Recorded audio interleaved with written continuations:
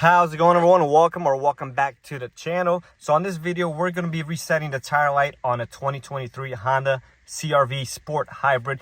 This will apply to other trims as well. So this customer came in with the tire with a puncture in it. So obviously the tire light came on. If the tire light is not on, but you're adjusting the tire pressure, or you're rotating the tires or changing the tires, you will also need to do this. So in this case, the tire light's going to be on. You're going to start the car or turn the ignition on accessory. Doesn't really matter. In this case, we'll start the engine. So tire light indicators on. You got two different indicators. So we're going to hit the home button to dismiss it. That's this button over here. You're going to tap the home button a few times.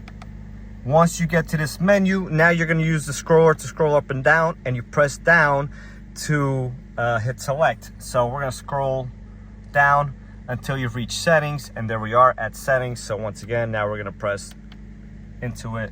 Now you're at vehicle settings. Now you're going to scroll down and you are at TPMS calibration. Now you press enter.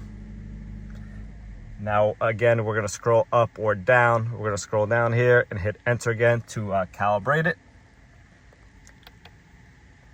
And the procedures to start, and that is it. The tire light went away. Now you're just gonna press it again to back out of it, and then hit the home button a couple times and go to the screen you desire. So we'll choose this one here. So yeah, once again, 2023 and newer Honda CRV, and this will need to be done if you have a tire light. You rotate the tires, replace the tires, or adjust the tire pressure. With that being said, guys, please make sure you like, comment, and subscribe, and stay tuned for more videos just like this one.